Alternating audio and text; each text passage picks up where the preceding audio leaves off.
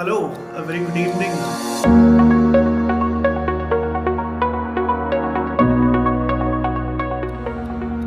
Welcome to this joint podcast hosted by Swarajya and Bharatvaarta. I'm extremely privileged to be joined by a spy fiction novelist, Shaunak Agarkhedkar. Shaunak, thank you so much for joining me today. It's really a privilege to have you here on our podcast. Pleasure to be here. Thank you for inviting me. First of all, it must be very exciting because India does not have a lot of spy writers in that sense because we've evolved around a culture of secrecy when it comes to strategic, circles in that Right. sense. So there's a lot of things that the public actually does not know, and the rest of it, you would just be guessing around it, but it would be largely conspiracy theories.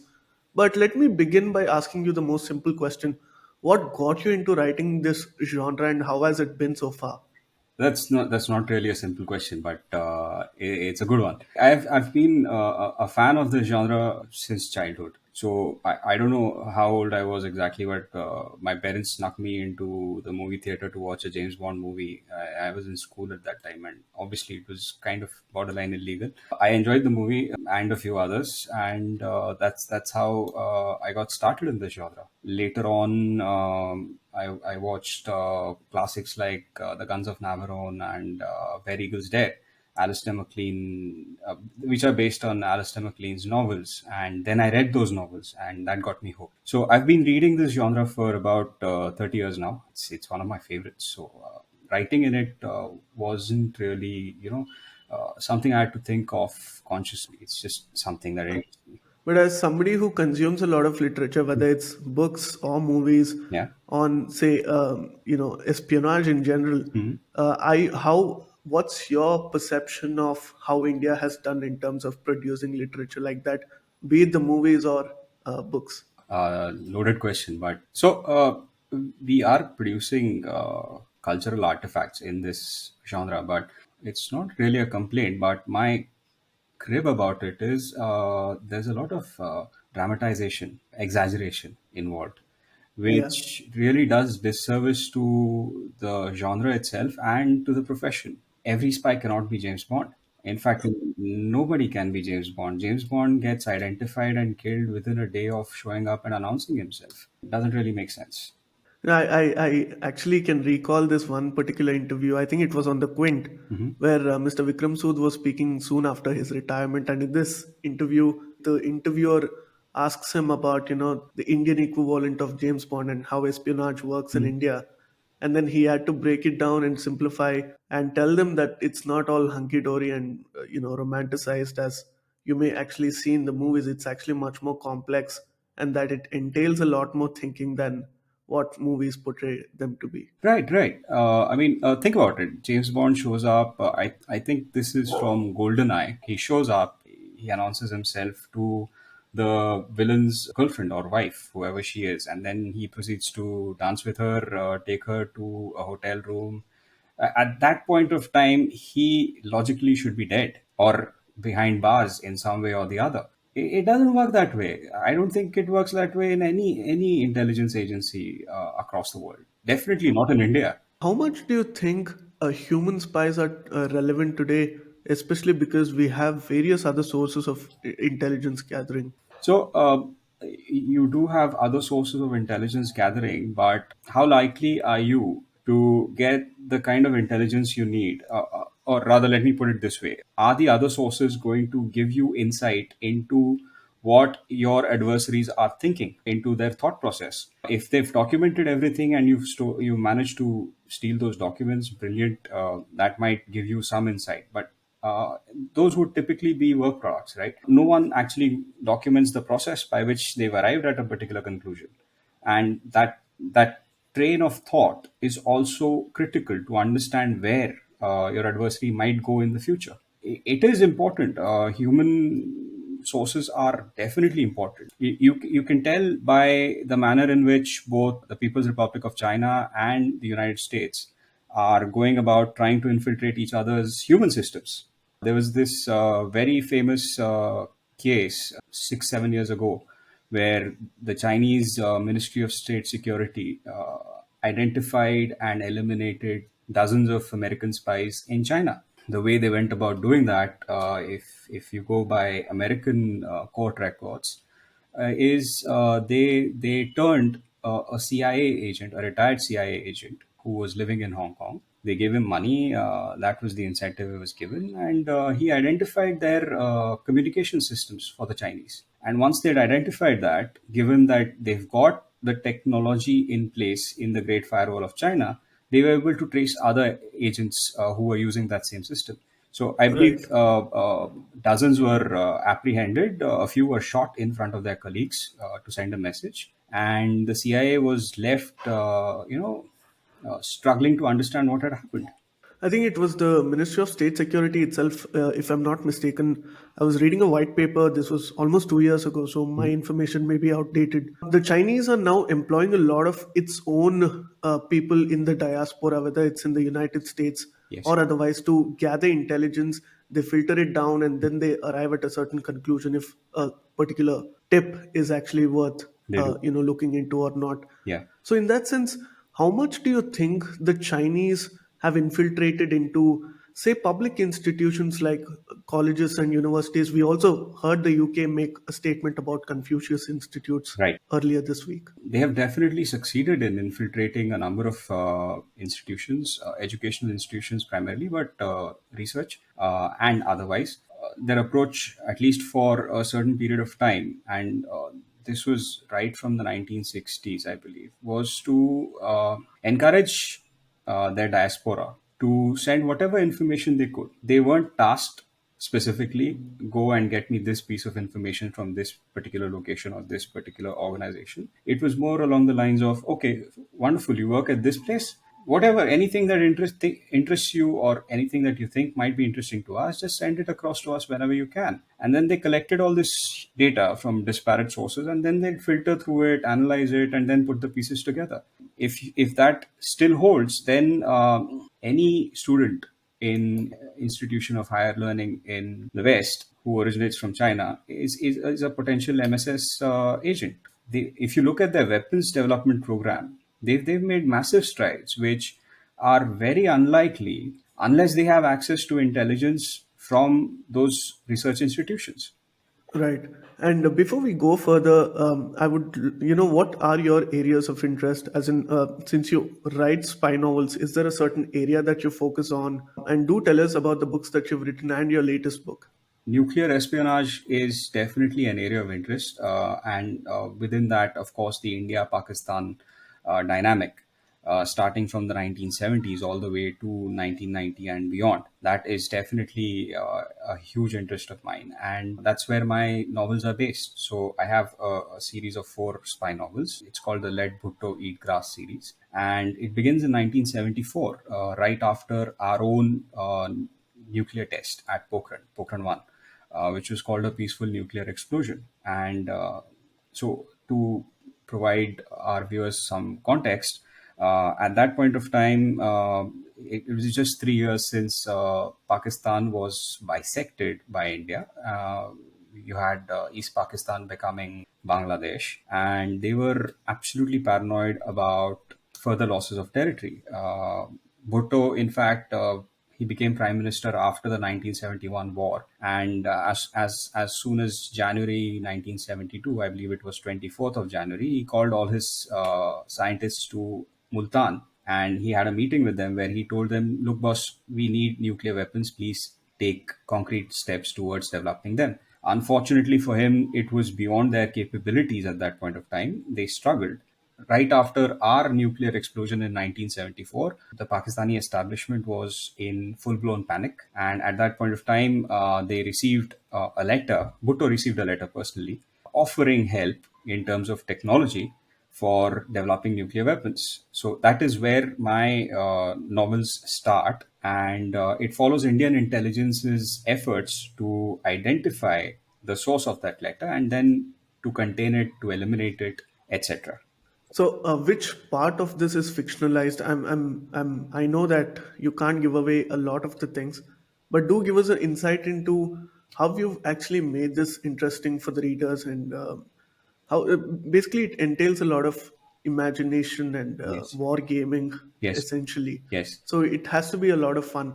And when you're writing something like this, you have multiple possibilities that can be put down in the book. So how do you narrow down on a particular thing? So, okay, let me start with the fiction non-fiction split. As you proceed from book one to book four, the fictional content increases. That is a straight line trend. At the same time, I'm not claiming to have written a book which is very close to reality, because there is no way for me personally to validate that. So I can't make that claim. What I have done is I've identified certain anchoring points in history which are available, which are confirmed or corroborated by people in the know, in public sources. And what I've done is I've tried to weave fiction around those anchoring points. As you mentioned, there are multiple possibilities that can be taken. That's a very astute observation.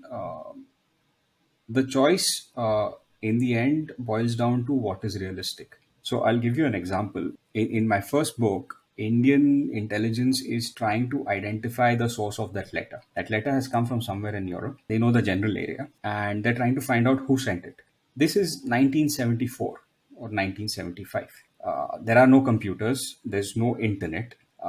Records are all paper based, and records from a foreign country are not easy to obtain. So, how do they go about identifying that guy or finding that guy? It involves trawling through public sources, leaning on diplomats to get them information from visa processing centers. But again, those can only be for Indian applicants, not from visa processing centers, sorry, the passport office. But those can be only for Indians. They're looking for a non Indian, right? That's a Right. huge challenge. So, identifying a realistic way, eliminating everything that is fantasy at that point of time. This has been my process, and to I don't want to leave the viewers hanging. So the way they go about it is they identify universities in the target country and they get alumni books and then they trawl through them, which is a very tedious process, and that is how they chance upon potential suspects. I think this is one of the ways in which they actually found out in reality, right? Because the Pakistanis placed a huge order of winter wear. I think this was ahead of Kargil, if I'm not mistaken. This was in 1984. This was ahead of Operation Meghdut. Okay. So, what stories do we know today that have been declassified? On what do you generally think about this system of secrecy that we have? Do you think that adds as an advantage, or do you think we should be much more open about it after a point of time, say like the UK or any other Western country? Right. So, I don't think we declassify anything from our intelligence files. I personally haven't seen anything of that sort. So, what we have to rely on are accounts by insiders. Mr. B. Raman is one such insider.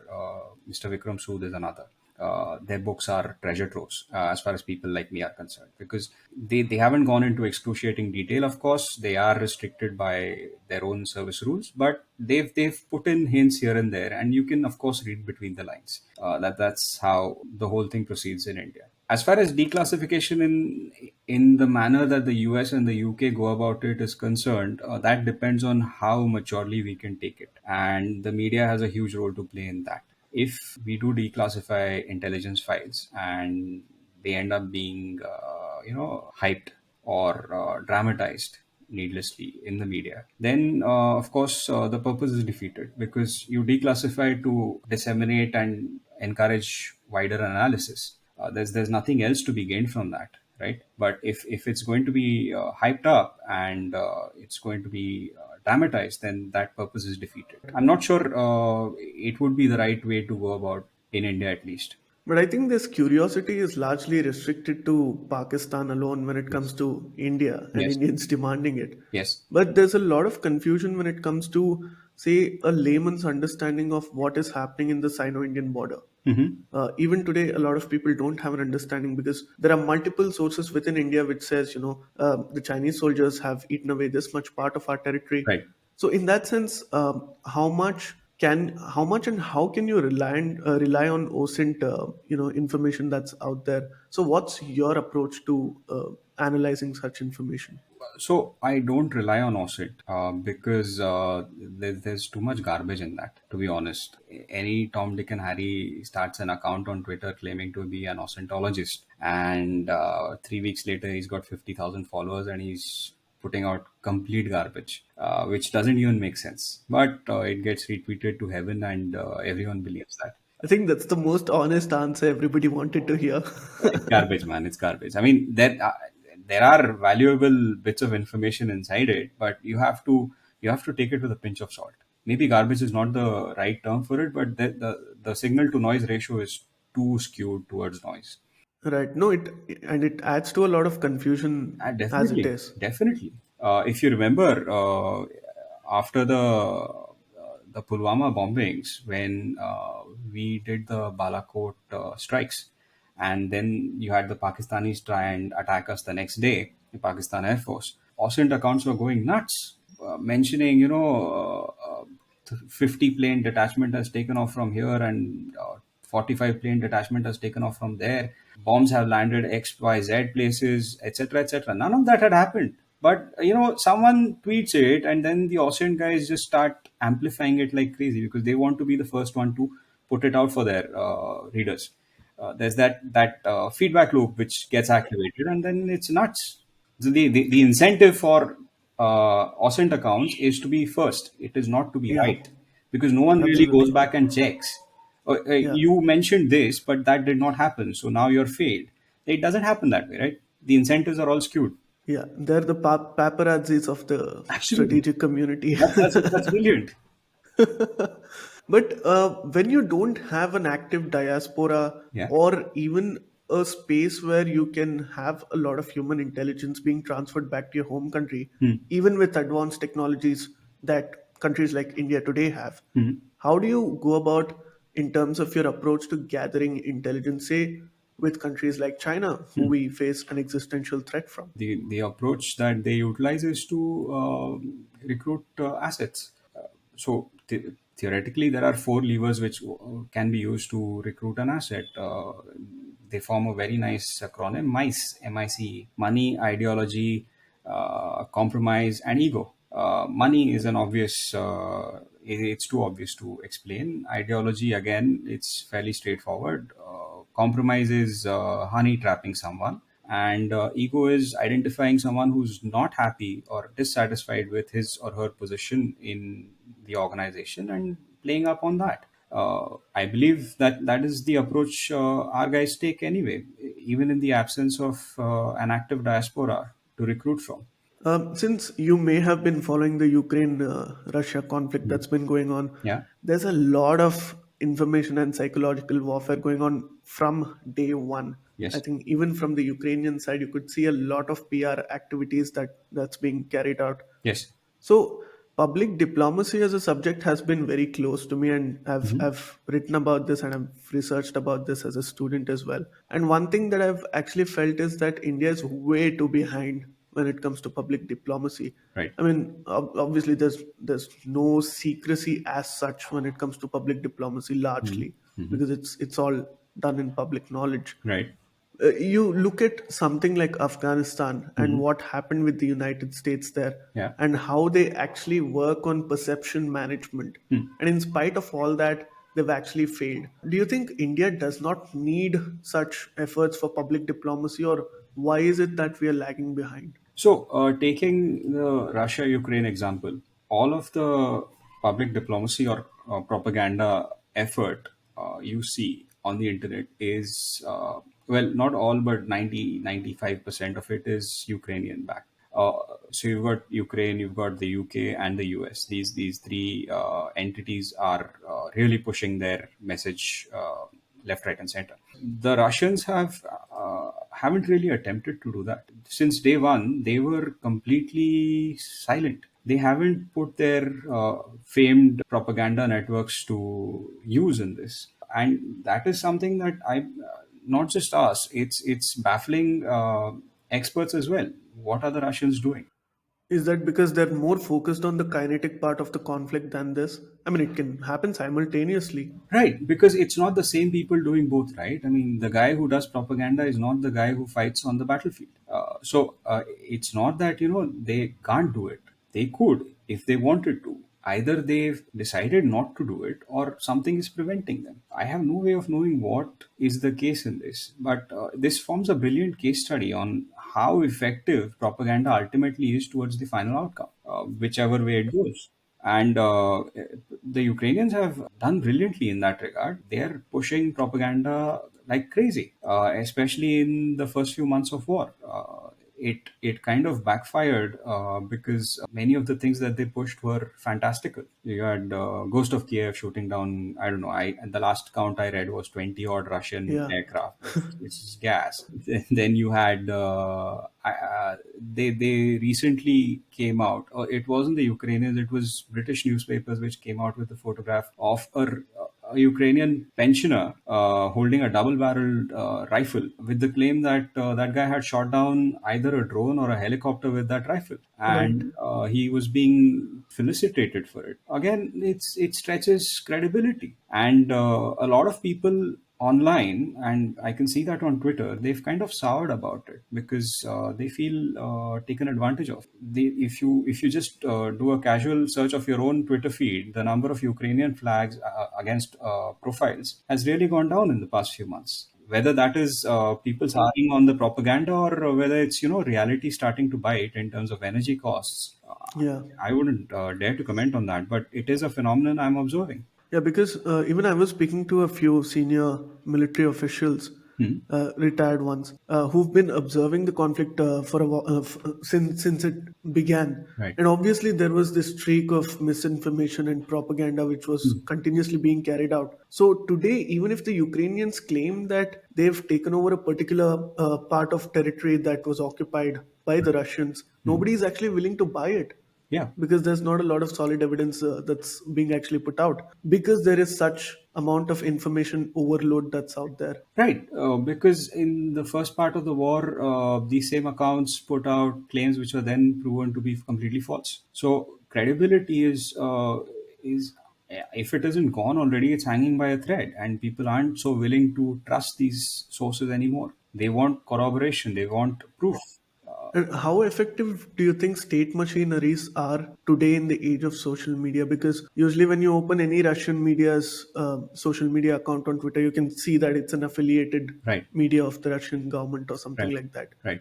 How much do people actually trust this sort of information? So they might not trust those particular sources, but as far as state institutions or state-backed institutions are concerned, most of the propaganda coming out of the Ukrainian side is state-backed. The Ukrainians have an entity. I believe the acronyms are CISPO. The British have an entity. I'd rather not name it, but it's there. It's you can look it up on Wikipedia, and the Americans definitely have these accounts. So these guys are out there pumping information into social media. Social media is a battlefield for this particular propaganda war, and these are all state-backed entities or state employees directly. Shanak, and there's not much knowledge about India's information and psychological warfare Hmm. aspect of things. So, obviously, since you're very passionate about this, how much do we actually know about this particular aspect of warfare? So I've had these conversations with a few people, and the summary is: do we actually have these entities? Do we have an information warfare team? Forget about It's department. very convenient to deny, No, I mean, do you see it anywhere? Did you see it during Pulwama and afterwards, during Balakot or after that? right? In fact, I think they were internally focused if it was anything else because there was a conspiracy raised around whether it actually happened. I mean, the Balakot Yeah. strikes. I forget about the conspiracy part. That was political because, obviously elections were right there, and the opposition had to deny these guys credit. They were just trying to fling mud and see what sticks. But think about it. On the day after the Balakot strike, when the Pakistani jets tried to infiltrate our airspace and bomb our formations, if you were on Twitter, and I was at that point of time, we went from random accounts, baying for war, completely pumped up. We want to do this. Let's bash their heads in, etc., etc. Then you had news of Wing Commander Abhinandan's aircraft getting shot down. First, it was nobody believed it. Then videos started coming in. Then people started believing it. A few journalists put out cryptic tweets that yes, it might be real. And then you had a 180-degree flip where those same accounts that were baying for blood in the morning started, saying do whatever it takes, but get him back alive, get him back fine. I don't care. Give whatever the Pakis want and stuff like that. Now, I am convinced that a significant part of that was driven by Pakistan's Directorate General of Inter-Services Public Relations, DGISPR. But there were Indian accounts that fell for it, or Indian accounts that felt it, and they were putting their emotions out there. So within that day, the sentiment turned 180 degrees, and there was absolutely nothing on the Indian side to sort of counter that or to redirect it and show people the broader picture, except maybe a handful of veterans who were saying, what did you expect? This is war. People get shot down, people die. Hold your horses, let the people in charge do their jobs. Stop, demanding things, demanding that things happen instantaneously. But they were Right. drowned out. So I don't think we have anything of that sort. At least we didn't have it in 2019. And Right. I'm pretty sure the Air Force has identified this. Well, maybe not just the Air Force. The services have identified it. Yeah, they've identified this gap. Whether they've Right. plugged it or not, I have no idea. What are the spy stories that you've been very fascinated about? It may not be only related to India, but around the world. There are so many. I also run Substack, which is focused on espionage, and I try to write a short story about a real life espionage incident, mainly. We'll put the link in the description. Oh, fantastic. Thank you. There are so many over there. One was an RNAW officer named Ravinder Singh who defected to the United States via Nepal. He had been spying for the Americans for a considerable amount of time before that. And once RNAW got suspicious of him because he was asking questions which he had no business asking, and he was xeroxing a heck of a lot of files, they put him under surveillance, I believe, and they sent him home basically. And boss, files lauta, ghar jao. We'll figure out what to do later. And he and his wife, they were driven to Nepal from Delhi. Over there, they were received by an American embassy staffer named David Wakala. You can look him up. He's on LinkedIn also. I think he's a contractor now. Oldish guy who got them fresh American passports and put them on an airplane to Washington the next day. Once they reached there, their passports were taken, and Ravinder Singh had a very sorry ending because within a few weeks or months of his landing there, the CIA basically washed its hands of him.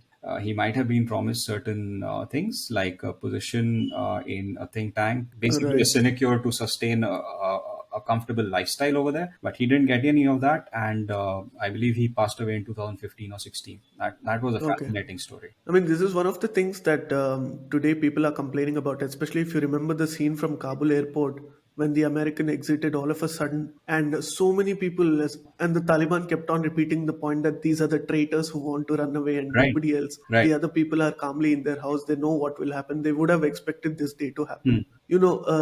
Even with Ukraine, initially there was a lot of hesitancy whether America is even going to support Ukraine in this particular war. Right. So that way, America is a reliable power. Do you think that value is decreasing? So America is a reliable power where America's interests are concerned.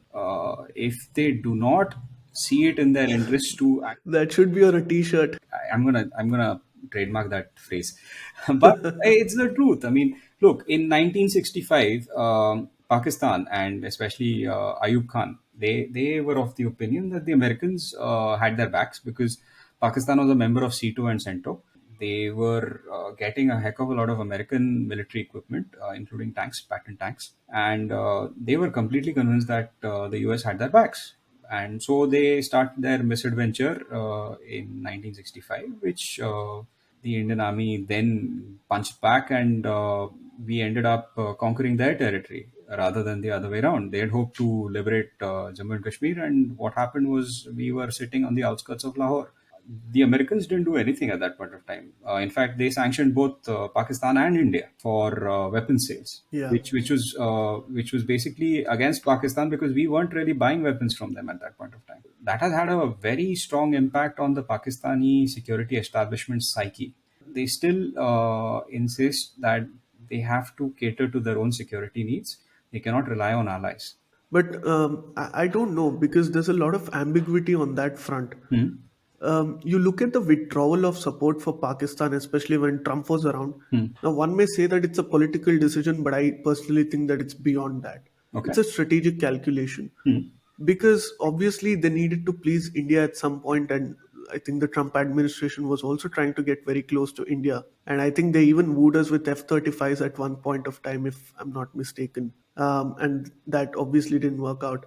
You look at the funding being cut at one point just Hmm. 2-3 years ago, Yeah. and again they're making a deal for F-16. Right. So is this being enabled because Pakistan has nuclear weapons? I mean, it may be a very reductive argument, but it does hold some truth. So this has been happening since before they got nuclear weapons. The Americans, after the 1971 fiasco, when they had actually sent a carrier battle group into the Bay of Bengal, that was the high point of their support for Pakistan in the 70s. Towards 1977, Jimmy Carter had actually stopped all military aid to Pakistan. It was well, Pakistan has been extremely lucky because within a few months the Soviets invaded Afghanistan, and then the American establishment again did a 180-degree turn, and Pakistan became their best friend. This continued all the way until the end of the Soviet occupation of Afghanistan, at which point the Americans again dropped the Pakistanis.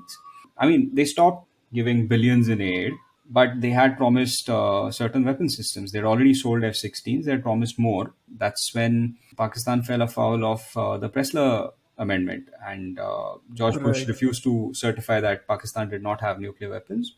Consequence of that, the F-16 sale fell through. But 4 years later, Bill Clinton reversed that entirely. So aid was again going to Pakistan from the United States within 4 years of that decision by George Bush. So they've always been like this. It's always, reverting to being bum chums with Pakistan. There's nothing surprising about the F-16 sale, and as it coincides with Democrats being in power, especially lately since the Clinton regime.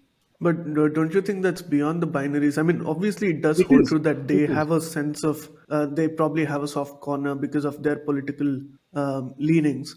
But it's much more beyond that, don't you think? It is. So the establishment in the United States, especially the Department of State, at least till the last decade, was enamored of Pakistan. As a consequence of which, they kept getting sweet deals from the US because the bureaucrats who were putting up these proposals were completely, of the opinion that Pakistan was a massive ally of the United States and critical to regional security. That's one phrase that we've heard quite often. You might have heard of Robin Raphael, who used to be Yeah. a diplomat in the Department of State. She was absolutely she was practically a lobbyist. I mean, she has been described by a few very knowledgeable people as a lobbyist for the Pakistani state in the Right. Department of State. So I was actually going to arrive at this because the lobbying efforts that the Pakistanis have is actually tremendous in the United States and in some other countries as well. And obviously, with China, they're so close. So, why do you think India has actually lagged behind when it comes to lobbying? Or also, to put it in this way, in what form does lobbying actually happen as far as India is concerned? okay, so Indian lobbying efforts, at least in terms of their outcomes, have lagged behind the Pakistanis by a considerable amount. There's no denying that. But is it because the Pakistanis have lobbied so much better, or is it because American interests actually coincided with what the Pakistanis were lobbying for? Are we to believe that Pakistani lobbying caused America to forget its interests, its core interests in this region, and do whatever they were being told? I don't buy that, man. It's it's a convenient excuse that the Pakistanis lobby so well. That is why the US listens to them and gives them all these sweetheart deals. But I don't see that happening. That's just a convenient excuse. Absolutely. They, at And least till the last decade, at least till Obama's term, they had a strong interest in maintaining close ties with the Pakistani regime. Trump came and disrupted that, but only to an extent. Now you see right. them kind of, leaning back towards it. They're not going to go as close to Pakistan as they used to be, because now their interests are better served by being close to India, and that kind of precludes a close relationship with Pakistan to an extent. But again, it's about their interests. It's not about lobbying or anything that we can do. When you actually look at all these developments, do you think the possibility of denuclearization of Pakistan is almost impossible? Yeah, pretty much. The Pakistani nuclear arsenal at this point of time is probably larger than ours.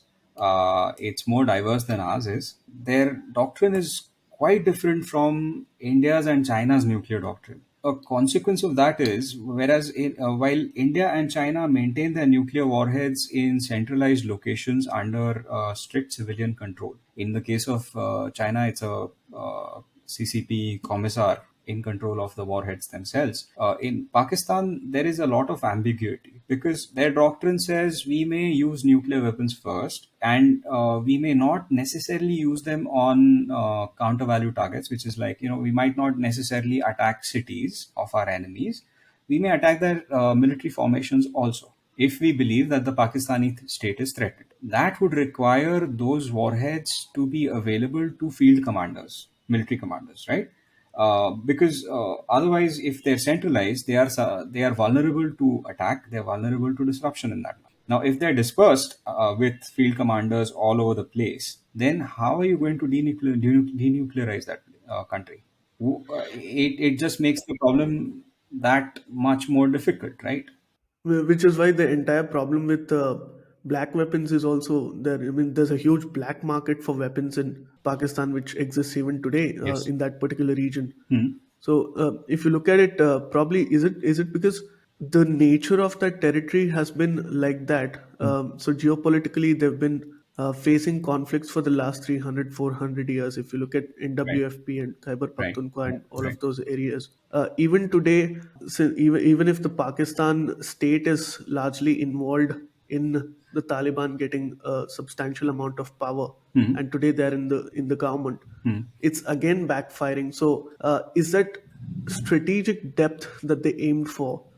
How much of that exists today, according to you? So, if you look at the events that have happened since the Taliban took over, you had the then Director General of Inter-Services Intelligence go to Kabul. He was spotted there. He spoke with a few people. There were videos, and he was all smug over there. But since then, the Tehreek-e-Taliban Pakistan have basically declared war on the Pakistani state. They are conducting attacks on border districts with practically with impunity, and the Pakistanis are suffering casualties over there. There are videos of the TTP demolishing the fence that the Pakistanis had built on the Durand line because they don't accept the Durand line. They want a greater Pashtunistan. So they haven't gotten strategic depth. In fact, their other border has become hostile to them. That, coupled with what is going on in Balochistan, suggests that Pakistan's security environment is actually degraded rather than becoming better for them. Now, even the Sindhis are getting vocal with their demand. Yeah, absolutely. So they gambled on getting a subservient government in Afghanistan who would control everything because they had Right. Sirajuddin Haqqani placed over there as Minister of Defense. But that hasn't worked out for them because Haqqani himself isn't really kowtowing to Islamabad. Yes. Even before he was not. Not really, but they believed they could control him. They thought they could Right. control him. Now they're struggling to figure out what to do with the Durand line. Now they're having to deploy forces over there, which they would not have expected to do. So maybe this false sense of power that Pakistan has is that genetic problem that it's facing since its birth. Yeah, I mean, Ayub Khan famously remarked that one Pakistani Muslim soldier is equal to 10 Indian Hindu soldiers, right? And he was disproved in 65, 71, 99 very badly. But I don't think they've learnt a lesson from that. But why was there what was the context behind that? The context was, he was absolutely certain that despite our numerical superiority in terms of manpower in the armed forces, the Pakistanis could defeat us. And this was the justification he gave. And this is an aspect of the mythology that the Pakistan army have built around themselves, because they consume, or rather they control, more than a quarter of Pakistan's economy, and they derive the spoils from it. If you become a three-star officer in the Pakistan army, you're given hundreds of acres of land, prime agricultural land. You basically become a feudal lord, right? Right. So, in order to derive benefits like that from the government, you have to convince the people that you are indispensable. They've done that by propping India up as the adversary, which didn't take a lot of effort because of everything that happened before and during partition. And they've portrayed themselves as the only bulwark against us. So there's a particular pattern to it. I mean, if you look at any general who rises, usually he poses a threat against the establishment, and the establishment loses. And I think it's the same repetitive pattern that's been recurring since the last 6 to 7 decades. But is it really the establishment? I don't believe the civilian government of Pakistan is the establishment. Just public relations. Shaunak, thank you so much for joining me for this chat. It was very lovely speaking to you. There's a lot more territories we couldn't cover, and hopefully, we'll be able to cover that. Do tell us what's in store for the future, because when it comes to, I mean, would you be offended if I said that all your writing efforts is also a little similar to wargaming, because it entails a lot of imagination and creative efforts in that sense? I don't take any offense at that. It is reality. You have to put yourself in a situation and figure out what is going to happen. In fact, book four, which should be out by the end of this month or early next month, it actually entailed wargaming to a certain extent, not in very excruciating detail, but I had to do some of that stuff. I hope I've done a decent job of it. Otherwise, we'll have professionals telling me I made a. No, no, you have. And I'm going to get two more books of yours, and I'll be traveling this weekend. So I'll be actually reading that. So these are the kind of books I really love to read at once, binge reading. Tell our viewers where they can find your book, how they can purchase it, where they can read it Right. online, offline. Right. So my books are available on Amazon, again in paperback form as well as ebooks. So if you have a Kindle, you can get my books with the click of a button. You know that. If you prefer the feel of paper and you're like me in that regard, then I have paperbacks on Amazon as well. So I please go ahead, and happy reading to you all.